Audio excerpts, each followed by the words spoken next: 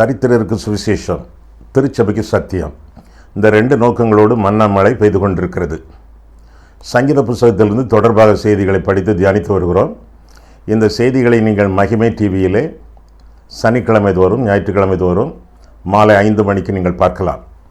அனைத்து செய்திகள் யூடியூப்பில் இடம்பெறுகின்றன. ஒருவேளை நீங்கள் மகிமை டிவியிலே பார்ப்பதற்கு உங்களுக்கு நேரமில்லை என்றால் நீங்கள் யூடியூபிலே போய் அந்த தொடர் செய்திகளை நீங்கள் பார்த்து கொள்ளலாம். அது மட்டுமின்றி வேதம் முழுவதற்கும், ஆதியாகமம் முதல் வெளிப்படுத்தும் விசேஷம் வரை வேதம் முழுவதற்கும் 66 நூல்களுக்கும் விளக்கவரை எழுதியிருக்கிறோம்.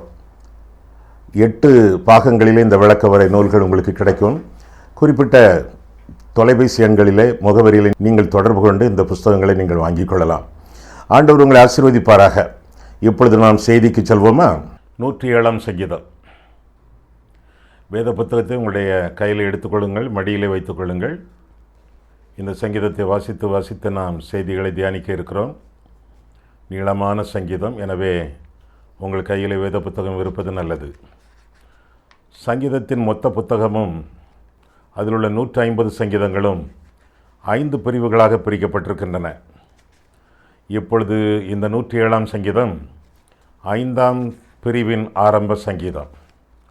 அது என்னென்ன பிரிவுகள் என்று சொல்லி நான் வேதத்தில் பார்க்கும் பொழுது, முதல் 41 வசனங்கள் முதலாவது பிரிவு, 42ஆம் சங்கீதத்திலிருந்து 72ஆம் சங்கீதம் வரை 2வது பிரிவு, 73ஆம் சங்கீதத்திலிருந்து 89ஆம் சங்கீதம் வரை 3வது பிரிவு, 90ஆம் சங்கீதத்திலிருந்து 106ஆம் சங்கீதம் வரை 4வது பிரிவு, இப்போது 107வது சங்கீதத்திலிருந்து 150ஆம் சங்கீதம் வரை 5வது பிரிவு. இந்த 5வது பிரிவின் முதலாவது சங்கீதம் 107வது சங்கீதம். இந்த 107ஆம் சங்கீதத்தை எழுதியது யார் என்று தெரியவில்லை. பொதுவாக அடைப்பு குறிக்குள்ள இந்த பெயரை போட்டிருப்பார்கள். இந்த சங்கீதத்தில் இந்த பெயர் காணப்படாததினாலே இது அநாதை சங்கீதம் என்று அழைக்கப்படுகிறது. ஆனால் வேதவாக்கியம் எல்லாமே ஆவியானவரால் அருளப்பட்டிருக்கிறது என்பதனாலே இதை அநாதை சங்கீதம் என்று சொல்வதை விட ஆவியானவரின் சங்கீதம் என்று சொல்வதுதான் சாலச்சிறந்த போதனையாகும். ஆக சங்கீத புத்தகத்தின் 5ஆம் பிரிவில் உள்ள முதலாவது சங்கீதம் ஒரு வரலாற்று கீதம். வரலாற்று கீதங்களிலே, இஸ்ரவேல் ஜனங்களுடைய வரலாறை சொல்லக்கூடிய சங்கீதங்களிலே இது ஒரு முக்கியமான ஒரு சங்கீதம். 105ஆம் சங்கீதம் யாத்திராகமத்தில் உள்ள கருத்துக்களையும், 106ஆம் சங்கீதம் பாபிலோனில் உள்ள சில கருத்துக்களையும், 107ஆம் சங்கீதம் இஸ்ரவேல் ஜனங்கள் விடுதலை பெற்று வரக்கூடிய சூழ்நிலையிலும் எழுதப்பட்ட சங்கீதம் என்று சொல்லலாம். அசிரியாவிலிருந்து விடுதலை பெற்று ஜனங்கள் வந்தபொழுது அந்த சூழ்நிலையை அடிப்படையாக கொண்டு எழுதப்பட்ட சங்கீதம் இந்த 107ஆம் சங்கீதம். ஆக 105 என்பது யாத்திராகமம், 106 என்பது பாபிலோன், 107 என்பது விடுதலை பெற்று எருசலேமை நோக்கி ஜனங்கள் வரும்பொழுது அந்த சூழ்நிலையிலே எழுதப்பட்ட சங்கீதம் இந்த சங்கீதம் என்று வேத பண்டிதர்களால் விளக்கப்படுகிறது. இந்த சங்கீதத்தில் 5 விதமான மனிதர்களை நாம் பார்க்கிறோம். இந்த 5 விதமான மனிதர்களுக்கும் ஆண்டவர் எப்படி ஆறுதலாக அமைகிறார், ஆதரவு கொடுக்கிறார் என்று சொல்லி நாம் காணலாம். ஒருவேளை நம்முடைய வாழ்க்கையில் கூட இந்நாட்களில் ஆறுதல் இல்லை, ஆதரவு இல்லை, அங்கலாய்த்து கொண்டிருக்கிறோம் என்றால் இந்த சங்கீதத்தில் உள்ள சில உண்மைகளை நாம் படித்து தியானித்து கை கொண்டு வாழ்வது நமக்கு ஆசீர்வாதமாக இருக்கும். முதலாவதாக பார்க்கும் பொழுது முதல் 4 வசனங்களிலே 9 வரையிலே நாம் பார்க்கும் பொழுது முதல் விதமான கூட்டம். 107ஆம் சங்கீதம் எடுத்துக்கொள்ளுங்கள். கர்த்தரை துதியுங்கள், அவர் நல்லவர், அவர் கிருபை என்றும் உள்ளது. கர்த்தரால் சத்துருவின் கைக்கு நீங்களாக்கி மீட்கப்பட்டு கிழக்கிலும் மேற்கிலும் வடக்கிலும் தெற்கிலும் உள்ள பல தேசங்களிலிருந்து சேர்க்கப்பட்டவர்கள் அப்படி சொல்ல கடவர்கள். அவர்கள் தாபரிக்கும் ஊரை காணாமல், ஊரை காணலை, சுற்றிக்கிட்டே இருக்காங்க. அவர்கள் தாபரிக்கும் ஊரை காணாமல் வனாந்தரத்தில் அவாந்தர வழியாய் பசியாகவும் தாகமாகவும் ஆத்துமா தொய்ந்ததாகவும் அலைந்து தெரிந்தார்கள் என்று வாசிக்கிறோம். முதலாவதாக நாம் சந்திக்கக்கூடிய கூட்டம் அலைந்து திரிகிறவர்கள், இடமில்லாதவர்கள், வசிக்க படுக்க இடமில்லாதவர்கள், தங்குவதற்கு இடமற்றவர்கள், வீடு வாசல் இல்லாதவர்கள், அல்லது ஆவிக்குரிய பிரகாரமாக பார்த்தால் நோக்கம் இல்லாமல் வாழ்கிறவர்கள், லக்கு இல்லாதவர்கள், ஒரு இலக்கும் இல்லாமல் எப்படியோ வாழ்கிறார்கள். வெந்ததை தின்பேன், வெறுமனை வாழ்வேன், விதி வந்தால் சாவேன் என்று சொல்லி வாழ்க்கையில் ஒரு லட்சியமும் இல்லாமல் வாழக்கூடியவர்கள். இவர்களை குறித்து நாம் வேதத்தில் இந்த முதல் 4 வசனங்களில் 9 வரை நாம் பார்க்கிறோம். தாங்கள் தங்கக்கூடிய தாபரம் இல்லாமல், வசிப்பதற்கு இடமில்லாமல் அலைந்து திரிகிறவர்கள், அவாந்தர வழியாய் அலைகிறவர்கள், ஆத்துமா தொய்ந்து போய் காணப்படுகிறவர்கள். சரீரம் தொய்ந்து போய் அல்ல, ஆத்துமா தொய்ந்து போய் என்று சொல்லி 5ஆம் வசனத்திலே நான் வாசிக்கிறோம். அப்படி என்றால் ஆண்டவரை அறியாதவர்கள், சோரம் போனவர்கள், தூரம் போனவர்கள், காணாமல் போன ஆட்டை போல அங்குமிங்கும் அலைந்து திரிகிறவர்கள், மேய்ப்பனை தேடுகிறவர்கள் அல்லது தேடாதவர்கள், தங்களுடைய இஷ்டப்படி வாழ்கிறவர்கள், ஆனால் நிச்சயமாக தொய்ந்து போனவர்கள், எல்லாவற்றையும் இழந்து போனவர்கள், வேதனையிலே வாழ்கிறவர்கள், முக்கியமாக அவர்கள் தங்களுடைய ஆத்துமாக்களை ஆண்டவருக்கு ஒப்புக் கொடுக்காதவர்கள். இப்படி யாராவது இருக்கிறார்களா உலகத்தில்? ஒருவேளை இந்த செய்தி கேட்டுக்கொண்டிருக்கக்கூடிய நீங்கள் ஆத்துமா தொய்ந்து போய் வாழ்க்கையில் நோக்கமின்றி, லட்சியமின்றி, எங்கே போகிறோம், எப்படி வாழப்போகிறோம், நம்முடைய வாழ்க்கையின் லட்சியம் என்ன என்பதை அறியாமல் சுற்றி கொண்டிருக்கிறீர்களா அல்லது சோர்ந்து போகிறீர்களா? அப்படிப்பட்டவர்களை ஆண்டவர் தேடுகிறார். அலைந்து திரிகிறவர்களை, காணாமல் போன ஆட்டை போல தன்னிச்சையாக வாழ்ந்து தயக்கத்தோடு ஜீவிக்கிறவர்கள், மெய்ப்பராகி இயேசு, கர்த்தர் என் மெய்ப்பராக இருக்கிறார், நான் தாழ்ச்சி அடையேன் என்று சொல்லி வேதத்தில் வாசிக்கிறோமே, அதே போல் தேடி அலையக்கூடிய ஆண்டவராக இயேசு கிறிஸ்து அலைந்து திரியக்கூடிய ஆத்துமாக்களை, ஆட்களை ஆண்டவர் தேடி வரும் பொழுது, ஆண்டவரே ஏதோ இருக்கிறேன் ஆண்டவரே, என்னை எடுத்து செல்லும், என்னை ஏற்றுக்கொள்ளும் என்று சொல்லி ஆண்டவருக்கு உங்களுடைய வாழ்க்கை ஒப்புக் கொடுப்பீர்கள் என்றால், உங்களை ஏற்றுக்கொண்டு மார்பிலை அணைத்து தோளிலே சேர்த்து கொண்டு ஆண்டவர் உங்களை சுமந்து செல்ல ஆயத்தமாக இருக்கிறார் என்று சொல்லி வேதத்தில் என்ன வாசிக்கிறோம். இளையகுமாரனுக்கு இதுதானே நடந்தது. அவனும் காணாமல் போன ஆடாச்சே, சொந்த ஊரை விட்டு தூர தேசத்திற்கு போய் துன்மார்க்கமாக வாழ்ந்து தொட்டெல்லாவற்றையும் தொலைந்து போய், துவண்டு போய், ஆத்துமா தொய்ந்து போய், தவிடு கூட கிடைக்காமல் வாழ்ந்த ஒரு நிலைமை. ஆனால் அவனுடைய வாழ்க்கை நல்வாழ்க்கையாக மாறியது என்று சொல்லி வேதம் நமக்கு கற்றுக் கொடுக்கிறது. நல்வாழ்க்கை வாழத்தக்கதாக தெய்வம் அவனுக்கும் உதவி செய்தார். அவன் திரும்பி தன்னுடைய சொந்த வீட்டுக்கு வந்த பொழுது, தகப்பானிடத்தில் வந்த பொழுது அவன் சேர்த்து கொள்ளப்பட்டான் என்று சொல்லி வேதத்தில் வாசிக்கிறோம். ஆண்டவர் நம்முடைய கர்த்தர் மீட்கக்கூடியவர், மீட்பர். 430 வருஷம் ஜனங்கள் அங்கலாய்த்து கொண்டிருந்தார்கள் எகிப்திலே. ஆண்டவர் மீட்டெடுத்தார். 70 வருஷம் ஜனங்கள் பாபிலோனிலே அவர்கள் கஷ்டப்பட்டார்கள், கலங்கினார்கள், கண்ணீர் வடித்தார்கள், கர்த்தரை நோக்கி கூப்பிட்டார்கள். ஆண்டவர் செவி கொடுத்தார். 70 வருஷத்திற்கு பிறகு ஆண்டவர் அவர்களை எடுத்துக்கொண்டு வந்தார் எருசலேமுக்கு என்று சொல்லி வேதத்திலே வாசிக்கிறோம். ஆக அலைந்து திரிகிறவர்கள், ஆத்துமா தொய்ந்தவர்கள், வாழ்க்கையில் நோக்கமின்றி, லட்சியமின்றி குழம்பிக் கொண்டு ஜீவிக்கிறவர்கள், இவர்களை கர்த்தர் தேடி வருகிறார், ஏற்றுக்கொள்ள ஆயத்தமாக இருக்கிறார். அப்படிப்பட்டவர்கள் என்ன செய்ய வேண்டும்? அவர்கள் ஆண்டவரை நோக்கி கூப்பிட்டார்கள் என்று சொல்லி வாசிக்கிறோம். இந்த சங்கீதத்திலே கூப்பிட்டார்கள் என்ற வார்த்தை ரொம்ப முக்கியமான வார்த்தை. ஆண்டவரே, எங்களால் ஒன்றும் செய்ய முடியாது, எங்களால் ஒரு பிரயோஜனமும் இல்லை, எங்களுக்கு பலனும் இல்லை, எங்களால் ஒரு பயனும் இல்லை, எங்களை ஏற்றுக்கொள்ளும் ஆண்டவரே என்று சொல்லி ஆண்டவரிடத்தில் கூப்பிடும் பொழுது அவரை நோக்கி பார்க்கிறார்கள், பிழைக்கிறார்கள், பிரகாசம் அடைகிறார்கள் என்று சொல்லி 34ஆம் சங்கீதத்தில் நான் வாசிக்கிறோம். அதே போல ஆண்டவரை நோக்கி கூப்பிடுகிறவர்களுக்கு 4ஆம் வசனத்திலிருந்து 9ஆம் வசனம் வரை நாம் பார்க்கும் பொழுது கர்த்தர் விடுதலை தருகிறார், வழியை ஆயத்தம் பண்ணி கொடுக்கிறார், திருப்தியை அளிக்கிறார், நன்மையினால் திருப்தியாக்குகிறார், கிருபை அவர்களுடைய வாழ்க்கையிலே பொங்கி வழிய அவர் உதவி செய்கிறார், அதிசயங்களை காட்டுகிறார். எப்பொழுது? வழி தப்பி போனவர்கள், அலைந்து திரிகிறவர்கள், நோக்கமில்லாமல் வாழ்கிறவர்கள் கர்த்தரை நோக்கி கூப்பிடும் பொழுது கர்த்தர் செவி மடுத்து அவர்களுக்கு இறங்கி அவர்களை ரட்சிக்கிறார். கடலிலே சீமோன் பேதுரு மூழ்கும் பொழுது, ஆண்டவரே என்னை ரட்சியும் என்று கூப்பிட்டானே, உடனடியாக ஆண்டவர் அவனை தூக்கி எடுத்து அவனை ரட்சித்து ஜல பிரவாகத்திற்கு அவனை மீட்டு அவனை பாதுகாத்தாரே, அப்பேற்பட்ட ஆண்டவர் உங்களுக்கும் சொந்த ஆண்டவர்.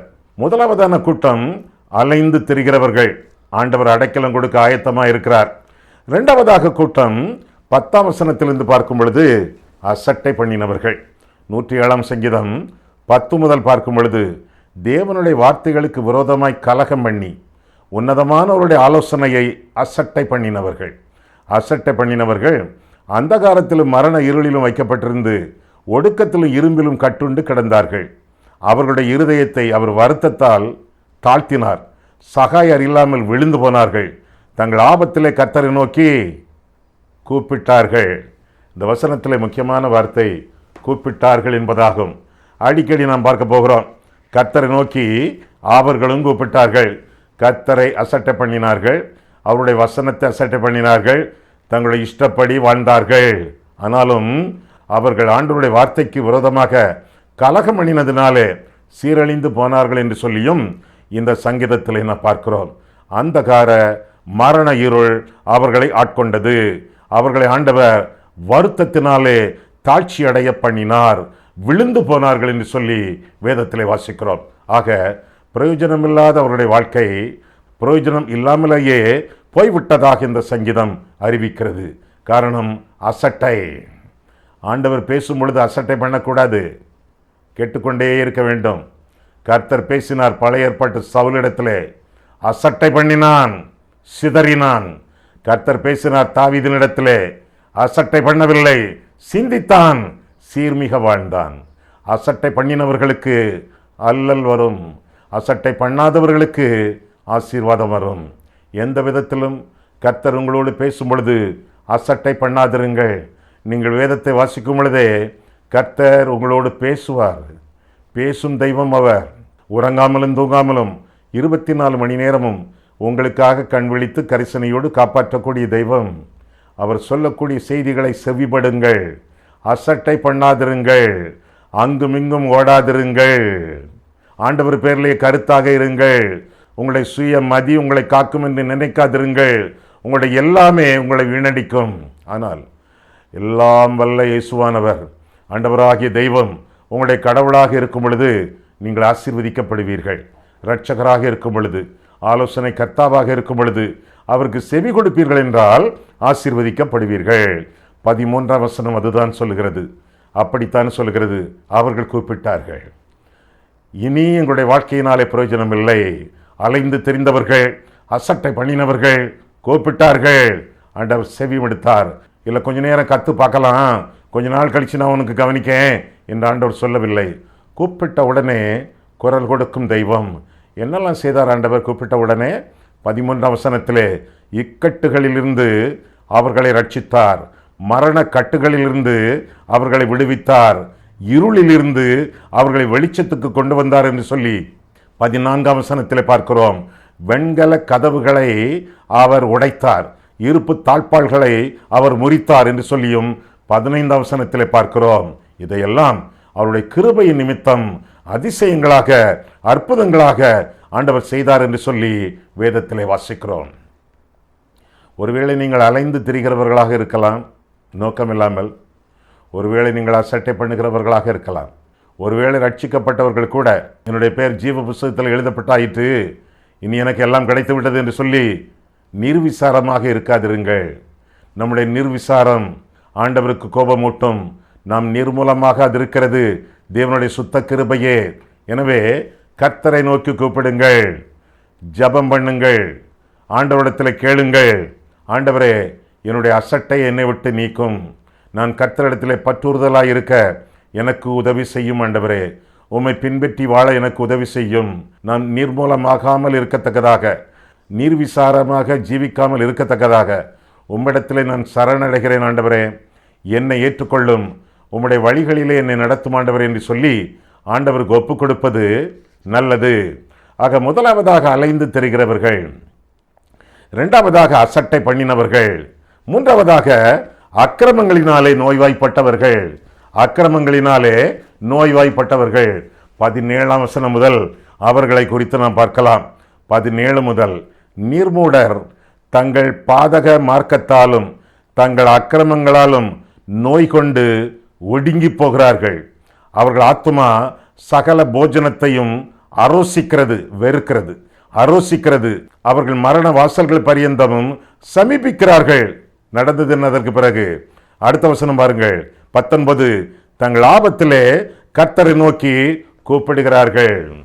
கர்த்தரை கூப்பிடுதல் இந்த சங்கீதத்திலே முக்கியமான ஒரு வார்த்தையாகும். அலைந்து திரிகிறவர்கள் கூப்பிட்டார்கள், கர்த்தர் தம்முடைய வழியிலே அவர்களை கொண்டு வந்து சேர்த்தார். அசட்டை பண்ணினவர்கள் கூப்பிட்டார்கள், கர்த்தர் அவர்களை ஏற்றுக்கொண்டு அவர்களை விடுவித்தார்.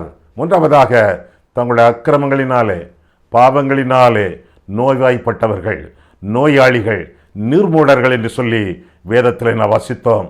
நீர்மூடர்கள், அந்த நீர்மூடத்தனத்துக்கு காரணம் என்ன? அக்கிரமங்கள், பாவங்கள். அதனாலே அவர்களுக்கு வியாதிகள். என்னென்ன வியாதிகள்? சரீரத்தில் வியாதிகள், மனதில் வியாதிகள், ஆத்துமாவில் வியாதிகள், வியாதிப்பட்டவர்கள். காரணம், அவர்கள் பாதக மார்க்கத்தை தெரிந்து கொண்டதினாலே, பாவ மார்க்கத்தை அவர்கள் தெரிந்து கொண்டதினாலே பாதிக்கப்பட்டார்கள். அவருடைய அக்கிரமங்கள் அவர்களுக்கு நிச்சயமாக எதிர்வினைகளை, அவர்களுக்கு தீங்குகளை விளைவித்தன என்று சொல்லி வேதத்திலே வாசிக்கிறோம். ஒரு காலத்திலே போஜன பிரியர்களாக இருந்தவர்கள், ஒரு காலத்திலே எதையெல்லாம் சாப்பிடலாமோ என்று சொல்லி ஆளாய் பறந்தவர்கள் எப்பொழுது போஜனத்தை ஆரோசித்தார்கள், வெறுத்தார்கள். அந்த அளவிலே உணவே அவர்களுக்கு வெறுப்பாக மாறியது. அது மட்டுமல்ல, மரண வாசல்கள், மரண இருளெல்லாம் மூடிக்கொள்ளத்தக்கதாக அவர்கள் கட்டப்பட்டார்கள். எங்கும் அசைய முடியவில்லை. நோய்வாய்ப்பட்டு அக்கிரமத்தினாலே மூடப்பட்டவர்களாக சிறையிருப்பிலே கடந்தவர்கள் என்ன செய்தார்கள்? கூப்பிட்டார்கள் என்று சொல்லி 19ஆம் வசனத்திலே நான் வாசிக்கிறோம். ஆண்டவரை நோக்கி கூப்பிட்ட பொழுது அவர் தம்முடைய வசனத்தினாலே அவர்களை குணமாக்குவதாக நாம் 20ஆம் வசனத்திலே வாசிக்கிறோம். அவர் தம்முடைய வசனத்தை அனுப்பி அவர்களை குணமாக்குகிறார் என்று சொல்லி வசனம் நமக்கு சொல்கிறது. ஆண்டவர் வசனமே போதும், எங்கிருந்தாலும் போதும். அவர் பரலோகத்தில் இருந்தாலும் சரி, பூலோகத்தில் இருந்தாலும் சரி, அவருடைய வசனம் நம்மை குணமாக்கும் என்று சொல்லி வேதத்திலே வாசிக்கிறோம். இயேசுவானவர் கானா ஊரிலே இருக்கிறார். கப்பர்நகூமிலிருந்து பல மைல் தூரம் பயணம் பண்ணி ஒரு ராஜகுல மனுஷன் வருகிறான். வந்த ஆண்டவரை பார்த்து சொல்கிறான், ஆண்டவரே, நான் இப்படி வண்டி கொண்டு வந்திருக்கிறேன், வண்டியில ஏறும், கப்பர்நகூமுக்கு வாரும், என்னுடைய மகன் நோய்வாய்ப்பட்டு இருக்கிறான், குணப்படுத்தும், நீர் தொட்டால் போதும், ஒரு வார்த்தை சொன்னால் போதும். ஆண்டவர் சொல்கிறார், உன் மகன் பிழைத்திருக்கிறான் என்று சொல்கிறார். இங்கே இருந்தே இங்கே இருந்தே கானா ஊரிலிருந்தே கப்பர்நகூமுக்கு சுகம் கொடுக்கக்கூடிய ஆண்டவர். அந்த மனுஷன் வீட்டுக்கு போனான். கப்பர்நகூமில் போய் சேர்ந்த உடனே வேலைக்காரரிடத்தில் கேட்டான், என்ன ஆச்சுன்னு கேட்ட பொழுது, உம்முடைய மகன் பிழைத்திருக்கிறான், சுகமாகி விட்டான் என்று சொன்னார்கள். எந்த நேரம்? நேரத்தை சொன்னார்கள். ஆண்டவர் சொன்ன நேரம். அவர் நேரத்துக்கும் ஆண்டவர், அவர் தூரத்துக்கும் ஆண்டவர், அவர் கானா ஊருக்கும் ஆண்டவர், அவர் கப்பர்நகூமுக்கும் ஆண்டவர், இந்தியாவுக்கும் ஆண்டவர், சிங்கப்பூருக்கும் ஆண்டவர், மலேசியாவுக்கும் ஆண்டவர், துபாய்க்கும் ஆண்டவர், அமெரிக்காவுக்கும் ஆண்டவர். இங்கே சொன்னால் அங்கே பலிக்கும். ஜெபம் பண்ணி பாருங்களேன். யாரோ உங்களுக்கு நண்பர், உங்களுடைய உறவினர் எங்கேயோ சுகமின்றி கிடக்கிறார்களே, மரண படுக்கையாக, இங்கே ஜெபம் பண்ணுங்கள், அங்கே நடக்கும், அங்கே பலிக்கும். ஆண்டவர் உடனடியாக உங்களுடைய ஜெபத்தை கேட்டு தம்முடைய வசனத்தை அனுப்பி அவர்களை குணமாக்குகிறார் என்று சொல்லி 20ஆம் வசனம் சொல்கிறது. அந்த வசனத்திற்கு கீழ்ப்படிந்து ஆண்டவரை நோக்கி கூப்பிட்டு அழிவுக்கு நம்முடைய ஆத்துமாக்களை, மற்றவர்களுடைய ஆத்துமாக்களை, நண்பர்களுடைய ஆத்துமாக்களை, உறவினர்களுடைய ஆத்துமாக்களை விலக்கி காக்க வேண்டியது நம்முடைய கடமை. அவரை நோக்கி கூப்பிடும் பொழுது அவர் குணம் கொடுக்கிறார், அக்கிரமங்களை மன்னிக்கிறார். பின்ன தொடர்ந்து செய்ய வேண்டியது என்ன?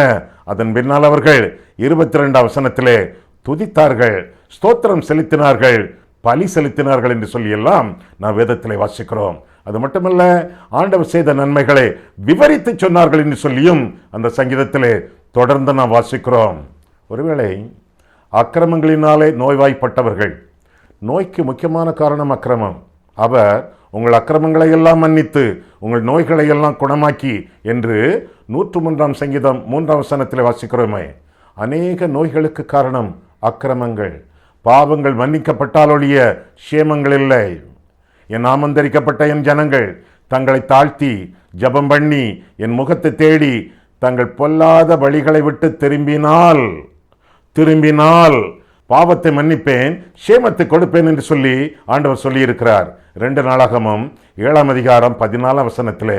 எனவே என்ன நோய் பட்டிருந்தாலும் இயேசுவினிடத்தில் வந்து அவரை நோக்கி கூப்பிட்டு பாவத்திலிருந்து மனம் திரும்பி மனதில் வரக்கூடிய பாவங்களை எல்லாம் அறிக்கையிட்டு சுகத்தை பெற்றுக்கொள்ள வேண்டியது உங்களுடைய கடமையாகும். அவர் ஜெபிப்பார், இவர் ஜெபிப்பார் என்று சொல்லி அங்கும் இங்கும் ஓடாமல், உங்களுக்கு சுகமில்லை என்றால் நீங்கள் தானே மருந்து சாப்பிட வேண்டும். அதே போல பாவத்தினால் வரக்கூடிய நோய் சுகமாக வேண்டுமென்றால் ஜெபியுங்கள், வேத வசனத்தை வாசியுங்கள், தியானியுங்கள், கீழ்ப்படியுங்கள். அவரும் இவரும் ஜெபிப்பது நல்லது. நல்லது. அன்பு உண்டாகும், விசுவாசம் உண்டாகும், தைரியம் உண்டாகும், உறவு உண்டாகும். ஆனாலும் அடுத்தவர்களுடைய விசுவாசத்தின் அடிப்படையிலே நாம் சார்ந்திராமல், ஒரு குருடன் அவனுக்கு நடக்க ஒரு கோல் தேவை, அல்லது இன்னொருத்தருடைய தோள் தேவை. ரெண்டையும் சார்ந்துதான் குருடன் நடக்க முடியும். அதுபோல ஆவிக்குரிய வாழ்க்கையிலே குருடர்களாக வாழாமல், அடுத்தவர்களுடைய கோலையோ தோளையோ ஜபத்தையோ விசுவாசத்தையோ சார்ந்திராமல், பாவத்தை விட்டு மனம் திரும்பி தேவனுடைய பிள்ளைகளாக மாறி கர்த்தருடைய சுதந்திரத்தை உங்களுடைய வாழ்க்கையிலே சொந்தமாக்கி கொள்ளுங்கள். முக்கியமாக சுகத்தை பெற்றுக்கொள்ளுங்கள். அதற்கு அடிப்படை ஆண்டவருடைய வசனம் என்று சொல்லி வேதம் சொல்லுகிறது. இன்னொரு ஆட்களையும் குறித்து நாம் பார்க்கும் பொழுது, முதலாவதாக அலைந்து திரிகிறவர்கள், இரண்டாவதாக அசட்டை பண்ணினவர்கள், மூன்றாவதாக அக்கிரமத்தினாலே நோயாளிகள், நான்காவதாக ஆழ்கடலின் வியாபாரிகள். ஆழ்கடலின் வியாபாரிகள் என்று சொல்லி கூட 23ஆம் வசனத்தில் இருந்து நாம் பார்க்கிறோம். 23ஆம் வசனம் பாருங்கள். கப்பல் ஏறி கடல் யாத்திரை பண்ணி திரளான தண்ணீர்களிலே தொழில் செய்கிறார்களே, அவர்கள் கர்த்தருடைய கிரியைகளையும் ஆழத்திலே அவருடைய அதிசயங்களையும் காண்கிறார்கள் என்று தொடர்ந்து நாம் வாசிக்கிறோம். பின்ன 28ஆம் வசனம் 28ஆம் வசனம், அவர்கள் தங்கள் ஆபத்திலே அவர்கள் கர்த்தரை நோக்கி கூப்பிடுகிறார்கள் என்று சொல்லி வாசிக்கிறோம். கடல் பயணம் என்பது சாதாரணமான ஒரு பயணம் அல்ல. கடல் கொந்தளிக்கும், குமுறும், அலைகள் வீசும், படகு தண்ணீரினாலே நிரம்பும். ஐயோ என்று குமுறுவார்கள், அவர்கள் கூக்குரல் இடுவார்கள், ஆபத்து. அப்படி கூப்பிடும் பொழுது அவர்களை எல்லாம் ஆண்டவர் காப்பாற்றுகிறார். கடல் கொந்தளிக்கும், ஆனால் படகிலே ஆண்டவர் வரும் பொழுது ஆண்டவர் பாதுகாத்துக் கொள்கிறார். இறையாதே, அமைதலாயிரு என்று சொல்லி ஆண்டவர் திருவுளம் பெற்றுகிறார். கடல் அமைதியாகிறது, காற்று அடங்குகிறது. ஏனென்றால் அவற்றையெல்லாம் படைத்தது ஆண்டவர். அவர் சொல்ல ஆகும், அவர் கட்டளையிட நிற்கும். துன்மார்க்கனுடைய இருதயம் கொந்தளிக்கும் கடல் என்று சொல்லி வேதத்திலே வாசிக்கிறோம். ஒருவேளை பாவத்தினாலே, துன்மார்க்கத்தினாலே, பாவமான கெட்ட பழக்க வழக்கங்களினாலே உங்களுடைய வாழ்க்கையோ, உங்களுடைய குடும்பமோ, உங்களுடைய சரீரமோ இன்றைக்கு கொந்தளித்து கொண்டிருந்தால் கூப்பிடுங்கள். கூப்பிடு என்ற வார்த்தை இந்த சங்கீதத்திலே முக்கியமான வார்த்தை. கூப்பிடுங்கள். கர்த்தர் நோக்கி கூப்பிடும் பொழுது அவர்களுடைய நோய்களை குணமாக்குவது மட்டுமின்றி அவருடைய இடுக்கண்கள், இடையூறுகள் எல்லாவற்றிலும் ஆண்டவர் விடுதலை கொடுக்கிறார், விடுவிக்கிறார் என்று சொல்லி தொடர்ந்து 28ஆம் வசனம் முதலாக நாம் வாசிக்கிறோம். கொந்தளிப்பை ஆண்டவர் அதட்டுகிறார், குமுறல்களை நீக்குகிறார், அமைதியை உண்டாக்குகிறார் என்று சொல்லி நாம் வேதத்திலே படிக்கிறோம். நம்முடைய வாழ்க்கையிலே, நம்முடைய குடும்பத்திலே கூட என்ன கொந்தளிப்பு இருந்தாலும் சரி, குடும்ப உறவிலே, தாம்பத்திய வாழ்க்கையிலே, பிள்ளைகள் வளர்ப்பிலே, பிள்ளைகளுடைய ஜீவியத்திலே தாறுமாறுகள் இருக்கும் என்றால் கூப்பிடுங்கள். கர்த்தரை நோக்கி கூப்பிடுங்கள், அவர் அமைதியை உண்டு பண்ணுவார். 31ஆம் வசனம், நீங்கள் துதிப்பீர்கள். 32ஆம் வசனம், நீங்கள் சாட்சியாக ஜீவிப்பீர்கள். கர்த்தர் உங்களுக்கு செய்த எல்லா நன்மைகளையும் மற்றவர்களுக்கு அறிவிப்பீர்கள். இன்னொரு கூட்டத்தையும் பார்க்கிறோமே, ஆசீர்வதிக்கப்பட்டவர்கள். 33ஆம் வசனம் முதல் தொடர்ந்து நாம் வாசிக்கும் பொழுது ஆசீர்வதிக்கப்பட்டவர்கள் என்று சொல்லியும் நாம் பார்க்கிறோம். குடிகளுடைய பொல்லாப்பு நிமித்தம் செழிப்பான தேசத்தை ஒவ்வொரு நிலமாகவும் மாற்றுகிறார். ஆனால் தொடர்ந்து பார்க்கும் பொழுது 36ஆம் வசனத்திலே பசித்தவர்களை அங்கே குடியேற்றுகிறார். அங்கே அவர்கள் குடியிருக்கும் நகரத்தை கட்டி வயல்களை உண்டாக்கி விதைத்து திராட்சை தோட்டங்களை நாட்டுகிறார்கள். அவைகள் வரத்துள்ள பலனை தரும், அவர்களை ஆசீர்வதிக்கிறார் என்று சொல்லி தொடர்ந்து ஆண்டவர் தரக்கூடிய ஆசீர்வாதங்களை அந்த சங்கீதத்திலே வாசித்து முடிக்கிறோம். ஆக முதலாவதாக அலைந்து தெரிகிறவர்கள், இரண்டாவதாக அசட்டை பண்ணினவர்கள், மூன்றாவதாக அக்கிரமத்தினாலே நோயாளிகள், நான்காவதாக ஆழ்கடலின் வியாபாரிகள், கடைசியாக ஆசீர்வதிக்கப்பட்டவர்கள். இவர்களெல்லாம் கர்த்தரை நோக்கி கூப்பிடும் பொழுது ஆசீர்வாதம் பெறுகிறார்கள். பாவிகளுக்கு தண்டனை 33, 34, 35 வசனங்களிலே பசித்தவர்களுக்கு தயவு. ஒரு கூட்டத்துக்கு தண்டனை, ஒரு கூட்டத்திற்கு தயவு. யாருக்கு தயவு? பசித்தவர்களுக்கு தயவு. 36ஆம் வசனம் முதல் நீதியின் மேல் பசிதாகம் உள்ளவர்கள் பாக்கியவான்கள். அந்த நீதி ஆண்டவராகிய இயேசு கிறிஸ்து, அந்த நீதி அவருடைய வழிகளுக்கு நாம் கீழ்ப்படிந்து வாழக்கூடிய நம்முடைய சாட்சியின் வாழ்க்கை. ஆண்டவராகிய நீதியை பெற்று அவருடைய நீதியின் வழிகளிலே நாம் நடக்கும் பொழுது திருப்தியான வாழ்க்கை கிடைக்கும் என்று சொல்லி 37 38 வசனத்திலே வாசிக்கிறோம். ஆண்டவருடைய அடைக்கலம் நிரந்தரமாக நமக்கு கிடைக்கும் என்று சொல்லி 41 வசனத்திலே வாசிக்கிறோம். நம்முடைய வம்சம் விருத்தியாகும் என்று சொல்லி அதை 41 வசனத்திலே வாசிக்கிறோம். குடியேறாத இடங்களிலே குடியேற்றப்படுவோம் என்று சொல்லி 36 வசனத்திலே வாசிக்கிறோம். இப்படிப்பட்ட உத்தமர்கள், நீதியின் மேல் பசிதாகம் உள்ளவர்கள், பாக்கியவான்களாக ஞானம் உள்ளவர்களாக அவர்கள் வாழ்வார்கள் என்று சொல்லி, மகிழ்ச்சியோடு ஜீவிப்பார்கள் என்று சொல்லி இந்த சங்கீதம் முடிக்கிறது. நாம் செய்ய வேண்டியது என்ன? எந்த சூழ்நிலையிலும் கர்த்தரை நோக்கி கூப்பிட வேண்டும்.